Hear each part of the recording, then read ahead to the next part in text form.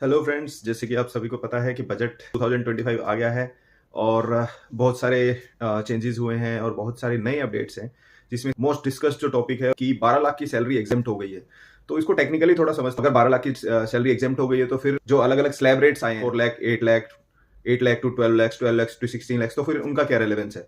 तो इसके लिए हमें पहले सिस्टम समझना पड़ेगा कि एग्जामेशन है क्या या एग्जामेशन मिलती कैसे है। तो बेसिकली क्या है कि इनकम टैक्स के अंदर एक सेक्शन है 87A। तो आपकी किसी की भी इनकम जब टैक्स कैलकुलेट करते हैं तो जो टैक्सेबल इनकम आती है उस टैक्सेबल इनकम पे हम स्लैब्स रेट से टैक्स कैलकुलेट करते हैं और उस टैक्स रेट पे जो भी टैक्स अमाउंट आता है उस टैक्स अमाउंट में एक रिबेट मिलती है सेक्शन 87A की। वो रिबेट कोई नई रिबेट नहीं है, वो पहले से चली आ रही है। पहले ओल्ड रिजीम जब हुआ था तो 87A की रिबेट इंट्रोड्यूस की गई थी और वो 12,500 रुपए की रिबेट मिलती थी, जो कि ओल्ड रिजीम में आज भी वैसे ही है। बट न्यू रिजीम जब आया था तो न्यू रिजीम में उस रिबेट की लिमिट जो थी वो 25,000 थी।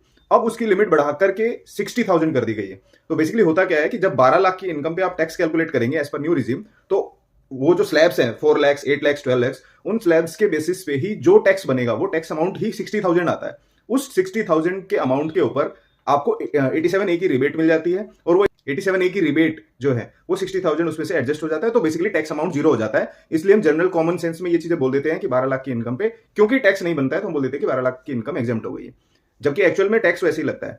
इस 87A की जो रिबेट है इस पे एक टेक्निकल इशू ये भी है कि अगर आपकी इनकम 12 लाख से अबव है तो उस केस में ये जो 87A की रिबेट है वो आपको नहीं मिलेगी। केस आपका टैक्स नॉर्मल रेट से कैलकुलेट होगा और उस पर आपको टैक्स पे करना पड़ेगा। यही लिमिट 12 लाख से बढ़ा के 12,75,000 बोली जा रही है फॉर सैलरीड एम्प्लॉइज, क्योंकि सैलरीड एम्प्लॉइज को एक स्टैंडर्ड डिडक्शन मिलती है 75,000 की। वो आपकी टैक्सेबल इनकम को ही कम कर देती है। तो बेसिकली आपकी जो टैक्सेबल इनकम है वो 12,75,000 अगर टोटल इनकम है तो उसमें से 75,000 की स्टैंडर्ड डिडक्शन करने के बाद आपकी टोटल टैक्सेबल इनकम आती है 12 लाख। उस 12 लाख पे आप स्लैब रेट से टैक्स कैलकुलेट करते हैं और उस पे जो टैक्स अमाउंट निकल के आता है वो 60,000 निकलता है और वो 60,000 की आपकी 87A की रिबेट मिल जाती है और उस रिबेट को आप क्लेम करके आपका टैक्स जीरो हो जाता है। सो बेसिकली ये कंसेप्ट है। काफी लोग कंफ्यूज हो जाते हैं कि अगर मेरी इनकम 12 लाख से ऊपर है, अगर 12,10,000 है तो मेरा 10,000 पे टैक्स लगना चाहिए, बाकी के इनकम पे नहीं लगना चाहिए जो मेरी 12 लाख, क्योंकि 12 लाख तो एग्जेम्प्ट है। जबकि ऐसा नहीं है, लॉ स्लैब रेट से ही टैक्स कैलकुलेट करता है। 87A की आपको रिबेट मिल जाती है। जैसे ही आपकी इनकम 12 लाख से क्रॉस होगी आपको 87A की रिबेट नहीं मिलती है और उसकी वजह से आपका टैक्स जो स्टार्टिंग से स्लैब रेट से नॉर्मल रेट से कैलकुलेट होगा। तो आई होप आपको क्लैरिटी आ गई होगी। बजट की और भी बहुत सारी वीडियोस हम लाने वाले हैं एक एक टॉपिक्स के ऊपर, तो आप चैनल को सब्सक्राइब कर लीजिए।